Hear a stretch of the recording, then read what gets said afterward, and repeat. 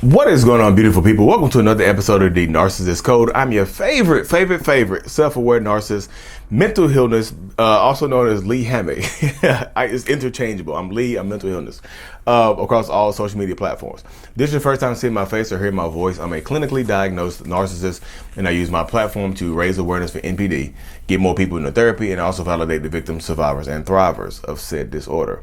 In today's episode, y'all, today's episode is about animals. How do narcissists feel about animals? How do narcissists feel about their pets? Do narcissists hate animals? This is that. Back and forth. I have a cat. Is my narcissist safe around is my cat safe around my narcissistic partner? Whatever. Yeah, I'm gonna keep it hot with y'all this episode, y'all. Straight to the point. It really just depends. Some narcissistic people absolutely love pets. Some of them hate pets. Some of them are a danger and a nuisance towards pets. So in this, I'm gonna just keep it hot, which I've heard, y'all know I do my one-on-ones over Zoom and whatnot. I talk to people who said they had narcissistic partners who tried to unalive pets and bury them in the backyard. That type of dynamic right there. And that's just not, if they try to harm your pets on purpose, or they get pleasure from harming your pets or their own pets on purpose, you're not just dealing with your regular run-of-the-mill narcissist. You might be dealing with something a lot darker, a lot deeper. There's some deep-seated stuff going on there. They want to cause harm and pain and stuff like that to animals of any kind. So not just pets, animals of any kind, like strays, animals out there in the wild kingdom and things of that nature. You see what I'm saying? Because some narcissistic people are absolutely a danger to pets. When I say narcissistic people, I'm including sociopaths, psychopaths, and antisocial personality disorder. I know psychopath. And things like histrionic people, whoever. Everybody has, some of these people do have the propensity to do harm to animals. Some of them hate animals. Some of them will use animals. Some of them treat animals like they would treat children in a breakup. So if y'all don't have kids, but you have animals together, you have pets together, they can use those pets as leverage. Just like they would use kids as leverage. Sometimes they will use your pets as leverage. Sometimes they will try to co-parent your pets if you break up. They will use those animals or those pets or whatnot, the dog, cat, fish, whatever, parrot, whatever, to keep you in that relation, to keep you around them. And I see it happen before. I've talked to people who actually do this. Like you share custody of a dog, or you share custody of a pair of cats. Y'all share custody, and that's just an anchor. Narcissistic people might not even care about the pet. They just use that pet as an anchor in your life, to remain in your life in some way, shape, or form. You know what I mean? Yeah, some people, they'll pretend to care about the pets or whatever, just to take you to court, just to fight you, just to harm you, just to do damage to you, damage to your reputation, just to do damage to your mental health, your physical health. They'll just add stress to your life. They'll try to take your pets from you in a breakup. You know what I mean? Well, if you leave me, I'm taking the dog. I'm taking the cat.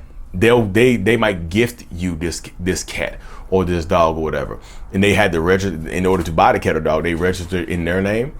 So, but you've been taking care of the cat. It's your cat for 5 years, but because it's registered to them, they can take your cat. So I've heard people stay in relationships because you don't want to leave your cat, you don't want to leave your dog. To each their own. You know what I mean? To each their own. I just feel like sometimes, but I don't go that far. But to each their own. You know what I mean? Because some people will actually absolutely remain in these relationships due to pets, just like you would do to a child. I don't want to leave my dog behind. I don't leave my cat behind. I've heard these stories before, and I don't judge people based on those stories. I promise you I don't.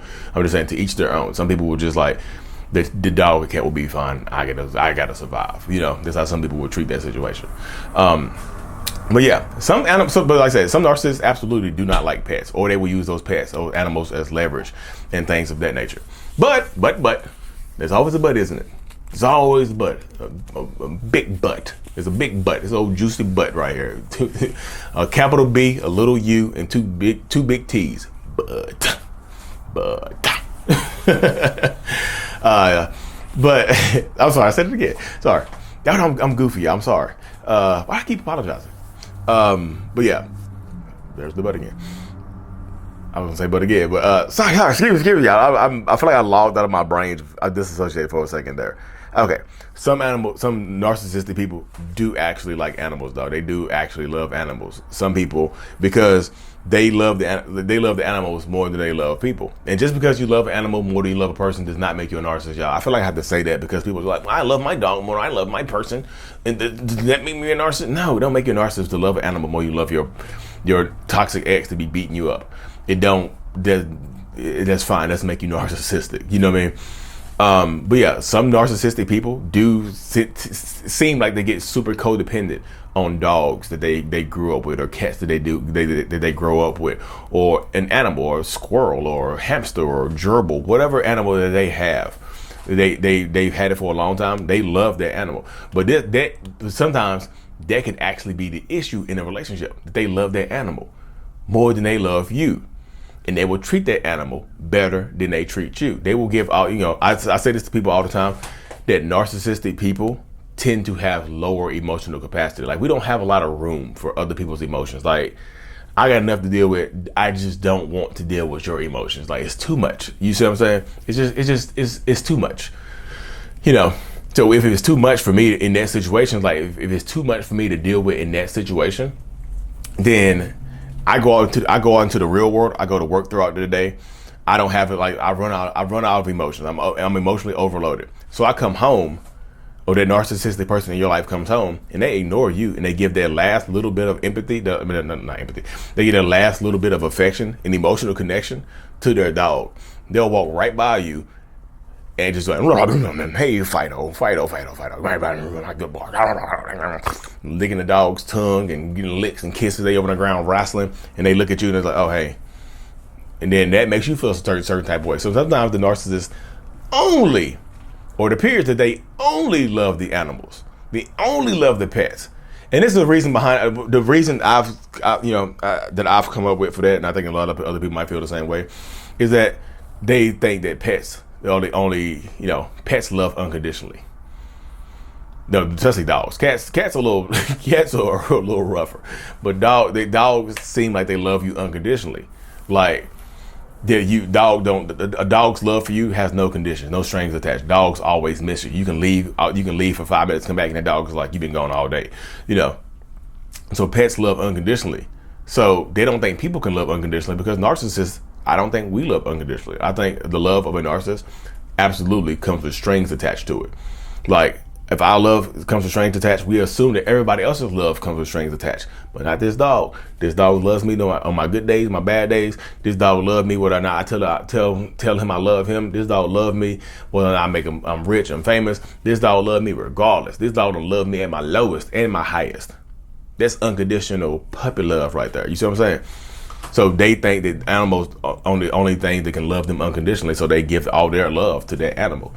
And it's hard, y'all. It's very, very tough to deal with somebody that appears that they only care about the animal. It is a very, very tough scenario. It's a very, very tough situation to deal with. You know what I mean? Because like I say, if you have animals, this is how it works sometimes. When you're dealing with narcissistic people, they might not like animals, or they might have their own animals that they do like.